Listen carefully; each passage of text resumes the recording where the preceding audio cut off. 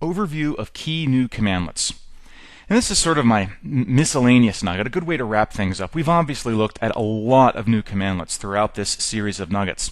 Commandlets that have to do with transactional operations, responding to events, working with modules, some improvements to WMI and ADSI, commandlets around the data language, error trapping and handling, background jobs and remoting, debugging, setting breakpoints, and so forth. This is the other stuff, and it's going to kind of be a rapid tour. In most places, I'm just going to show you the help file and walk you through some of the key parameters so that you've got a place to go exploring on your own. And some of them I'll run and kind of show you what they do, but I kind of broke this down into three categories: computer stuff, event log stuff, and other stuff that doesn't really fit into a good category. So I think you're going to find a lot to use here. There's a lot of things that I guess in PowerShell version 1 you would have had to use WMI or maybe write a script, and now it's all wrapped up in a commandlet. And I think that's why it's important to know these, because by knowing these you can be a lot more efficient and effective in the shell. So the first one I want to start off with is one that I really missed in the first version of PowerShell, which is send mail message. That's right, it'll send mail messages. So if you want to write a script and have it send notifications when it finishes or anything else, you can do it. You specify who you want it to go to, and that's an array of strings, so it can be a comma delimited list if you want it to go to multiple people. And it's not a, let me make this clear, it's send dash mail message to, it's not me, him, and her. It's not that kind of a comma separated list, it's this kind of comma separated list where each address is a separate string. So just remember that. Specify a subject, who it's from, the body text if you want. You can specify the name of an SMTP server. You can specify attachments. Oh, and this is the best. It's just an array of file names. And so long as the command can get to them, so they can be UNCs, whatever, so long as the command can get to them, it'll attach them. You can attach a separate HTML body. You can blind copy people, copy people. This is where you would specify the credential that authenticates you to the SMTP server, because most SMTP servers don't allow open relaying anymore.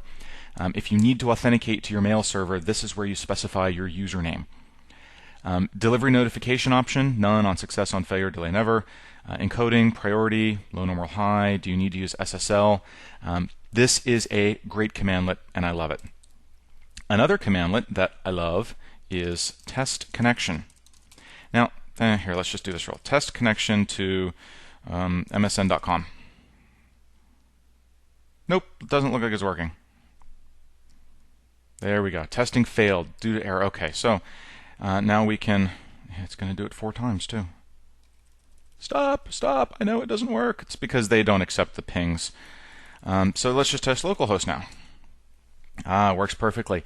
And the neat part about this is this isn't a ping. You're actually getting back an object. So let's just call it pings equals test-connection localhost.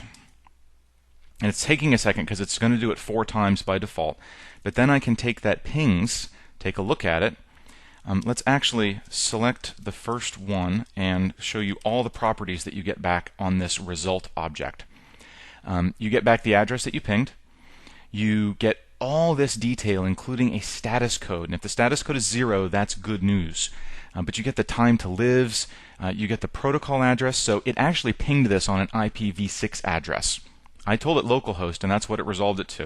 So you can see the address that was resolved. So you get all this great information out of here, not just a, yes, it's reachable. And the best part is the parameters with this dude. Not only can you specify the computer name that you want to ping, which could also be an IP address, by the way, that's no problem. You can run it as a job in the background. You can specify a separate level of authentication, because this is actually using Windows management instrumentation under the hood. So you've got all the same stuff that you usually get for WMI, including impersonation and everything else. You can specify a time to live. You can specify a throttle limit. You can tell it to shut up about it and just do it. So really, really helpful. Great commandlet. Another one, let's see here, test computer secure channel. As you probably know, computers maintain a secure channel between itself and its domain controller or its domain. This verifies that that secure channel is working properly. So you use the server parameter if you want to specify that, but I'm just going to run it right here on the local computer, so I don't need to specify anything. Cannot be executed on the target computer because the specified domain does not exist or could not be contacted. So that's kind of because I have a problem with my domain membership on this computer. You can use -repair to fix it. You can even, because -repair might make a change, you can use -confirm or -whatif in case of that change. So normally all this does is return true if the secure channel is working correctly or false otherwise. And it says here, it works a lot like netdom.exe. They use the same netlogon service to perform the actual test. And the last one I want to look at here in this little section is convert to CSV. There's also a convert from CSV, does the opposite. This converts framework objects into a series of comma-separated value variable length strings rather than just exporting to a CSV file, which is what export CSV does. This converts them to CSV data in memory, and it actually is not just any CSV. It's any delimiter you want. You can specify a tab character, a pipe character, a hash character, or whatever you need to do. So that's kind of that whole set. The next set of ones I want to look at deal entirely with computer stuff. I think the easiest way to get a quick overview is to probably grab everything with the word computer in the noun. Oh, you know what? Let me remove my Active Directory module. Remove module, Active Directory, so we can kind of get rid of those. There we go. So a lot of these are designed to work with the system restore point functionality in Windows XP and Windows Vista and Windows 7. So you'll see enable computer restore, disable computer restore. That turns the system restore functionality on and off. You can checkpoint a computer, which takes a snapshot, a system restore snapshot. And in fact, let's just look at that one real quick. Help checkpoint. Checkpoint computer. Creates a system restore on the local computer. Now this isn't remotable, so it's only the local computer. That's kind of important to remember. But this is something that you might be able to run in a batch file, maybe even in a logon script. Windows Server 2008 R2 introduces the ability to have Windows PowerShell logon scripts in addition to VBScript logon scripts. So kind of neat little thing there. We already looked at test computer secure channel. Restart computer and stop computer does exactly what you think they do. It either reboots the computer, or in the case of stop computer, shuts down the computer. And both of those do work with one or more remote computer names. They do use Windows Management Instrumentation under the hood. So you've got all the authentication and impersonation parameters and throttle limit and stuff that you would have with WMI. And you can run it in the background if you're trying to shut down a lot of jobs all at once. So this is really cool. Now there's kind of a trick you do need to know about this. It will not necessarily power the computer off. Most modern computers will power off when Windows shuts down, but it is possible to configure a computer to not do that. So it will just sit at a screen that says it's now safe to turn off your computer. And older computers in particular that don't have the right power management configuration garbage installed will not shut down. They'll just hang at that screen that says it's now safe to shut down your computer. But if it can, if it can shut down, then it will shut down. So it'll do that automatically. And what else do we got? Get computer restore point will retrieve a system restore point. Restore computer, help restore computer, will push to a system restore point. In other words, it will start a system restore to the specified restore point. So what you would do is use get restore point to get the restore point ID, and then restore it to that restore point ID. But you do need the ID number. And I think the last couple on here, let's see, we looked at reset computer machine password. That will reset the password that this computer uses to authenticate to the domain, which is really useful. So if you get a computer whose password got out of sync, like if it's been turned off for more than 30 days or 90 days or whatever the limit is, then you can use that to reset it. And it's very similar again to the netdom.exe command. Get computer restore point, enable, blah, blah, oh, add and remove computer. Adds it to a domain or work group, removes it. So again, this is just pretty much the same functionality as the netdom.exe command, but it's built in PowerShell. So you can add it to a particular domain, which would either be a domain name or a root group name. Specify the OU path you want to add it to.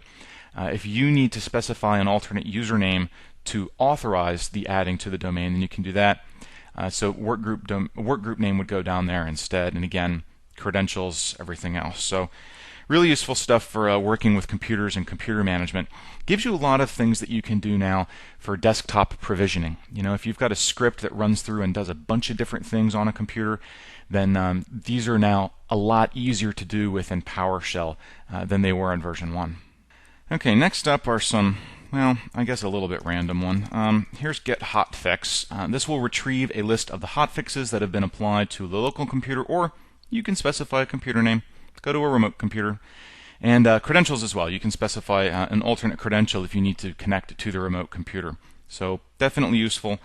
What else? Ooh, here's one of my favorites. Get service,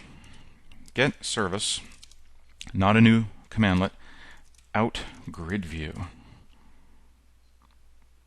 Takes it a second. First time, it's got to load some stuff. But look, you get this really cool graphical. Isn't this nice? And you can resize, and you can click things to sort by different columns, and then you can add filtering criteria. So I only want to see the status and the name, and I only want to see the ones where the status contains running, and so it'll change. You can see all the ones that were stopped are gone now. So really, really neat, and you can remove that. This is absolutely one of my favorite new things that they stuck in here. Not so much because it's graphical, but it's definitely cool, but because you can do a lot of the stuff that otherwise you would have to string together commands with. You know, I can say only show me the ones that have host in the name. And it's fast, it's quick, and oh, that's not what I want, let's just take that out. So it's kind of a neat way to get a block of data and work with it. Now this doesn't update itself continuously. This is just a snapshot. It's easier to see if you use something like get process. See, this isn't changing. The CPU time isn't changing or anything else. This is just a static snapshot list as the processes existed when I ran the command. But it's a little bit easier for me to say, let's see, I want to sort by virtual machine in ascending order, or virtual memory in ascending order, and I only want to see virtual memory, the ID, and the process name. And so you can really just kind of have some fun with it, and work with the data just a little bit more dynamically, I guess. Speaking of processor and stuff like that, check this out. Get counter. Now I didn't specify anything, so it's got a default set of performance counters that it goes and gets for itself by default. If we ask for help on that,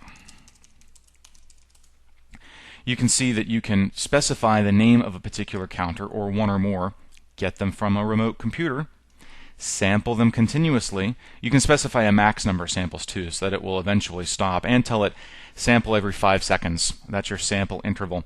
If you don't know what performance counters you've got, you can say get counter list set, and you can give it a list of the ones from a particular computer if you want to.